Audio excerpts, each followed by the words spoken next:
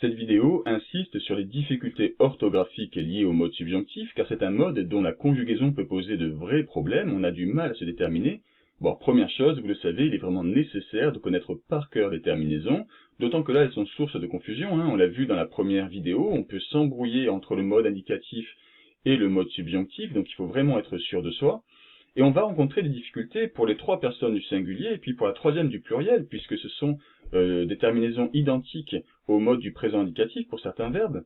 Mais alors, il y aura trois cas de figure. On n'aura pas de problème pour ces personnes-là, les trois personnes du singulier et la troisième du pluriel, dans ce cas-là, par exemple, les verbes du premier groupe et certains verbes du troisième groupe. Il n'y a aucun souci, puisque ce sont les mêmes terminaisons et ce sera le même verbe, la même forme. Premier exemple, je mange une pomme, c'est de l'indicatif.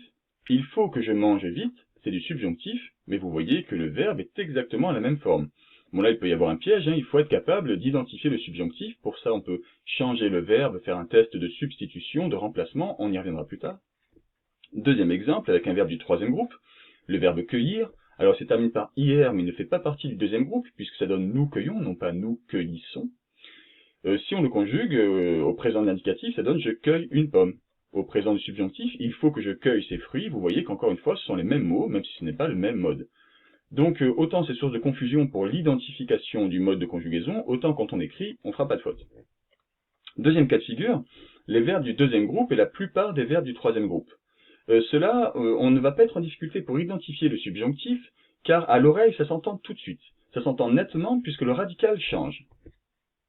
Alors, par exemple, pour un verbe du deuxième groupe, je finis cet exercice, c'est de l'indicatif. Il faut que je finisse cet exercice, c'est du subjonctif, et on voit bien que là, les deux mots ne sont pas du tout les mêmes. On se rend bien compte qu'il y a une différence, et on peut identifier plus facilement le subjonctif. Il vient à sa rencontre, là on aurait un verbe du troisième groupe, c'est de l'indicatif. Il faut qu'il vienne à sa rencontre, même chose, le mot est très différent, à l'oreille ça s'entend immédiatement, et donc on identifie avec plus de facilité. Mais on va avoir un cas problématique, c'est lorsque les verbes du troisième groupe présenteront une forme dont le E ne s'entend pas.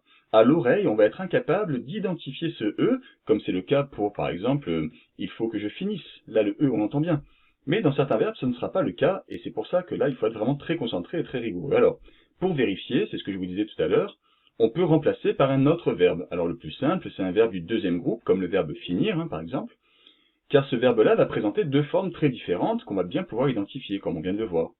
Alors, exemple. Je veux que tu souris davantage.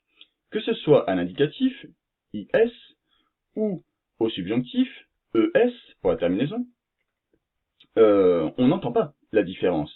Donc là, il faut bien que je me détermine. Comment est-ce que je vais y parvenir? Je vais remplacer par un verbe du deuxième groupe, ou un autre verbe dont la forme change et ça s'entend à l'oreille. Par exemple, finir. Je veux que tu finisses. Je veux que tu finisses. Je veux que tu partes, je veux que tu sortes, je veux que tu viennes. N'importe quel verbe qui changerait sa base au subjonctif va nous indiquer que c'est du subjonctif. Et donc, c'est pas IS, c'est IES. Ça, croyez-moi, beaucoup de personnes auraient fait faux. Je pense que tu ne souris pas assez. Donc là, je vais peut-être hésiter également puisqu'il y a le mot que avant, je me dis que cette conjonction de subordination, ça introduit le subjonctif, je remplace. Je pense que tu ne finis pas assez vite. Je pense que tu ne pars pas, que tu ne sors pas, je change mes verbes, et là, par contre, ce n'est pas du subjonctif qui me vient, c'est de l'indicatif. Et dans ce cas-là, il faut écrire IS. Autre exemple, il est urgent qu'il fuit cette ville en guerre. Ici, le verbe fuir, qu'il soit conjugué à l'indicatif, présent d'indicatif avec un T en terminaison, ou présent du subjonctif avec un E, à l'oreille, ça ne s'entend pas, donc je remplace. Il est urgent qu'il finisse. Il est urgent qu'il parte, il est urgent qu'il vienne. Encore une fois, je modifie, prenez le verbe qui vous va le mieux, du moment que ça s'entend et que ça convient, vous pouvez faire plusieurs tests. Et bien là, je me rends compte que c'est du subjonctif qui me vient à l'esprit, et donc il ne faut pas écrire fuit IT, mais fuit IE. 99 élèves sur 100 auraient fait faux en dictée là-dessus, croyez-moi. Tu crois qu'il fuit en ce moment? Donc là, même chose, j'ai fait le test, tu crois qu'il finit, tu crois qu'il vient, tu crois qu'il sort? Non, là c'est pas du subjonctif, c'est de l'indicatif, il faut donc écrire IT. Donc voilà, là il y a de la vraie concentration à avoir, vous verrez que de toute façon ça ne concerne pas un nombre de verbes très important, mais il faut être vigilant, identifier le subjonctif et faire le test de remplacement pour que ça s'entende à l'oreille. Allez-y pour l'exercice d'application.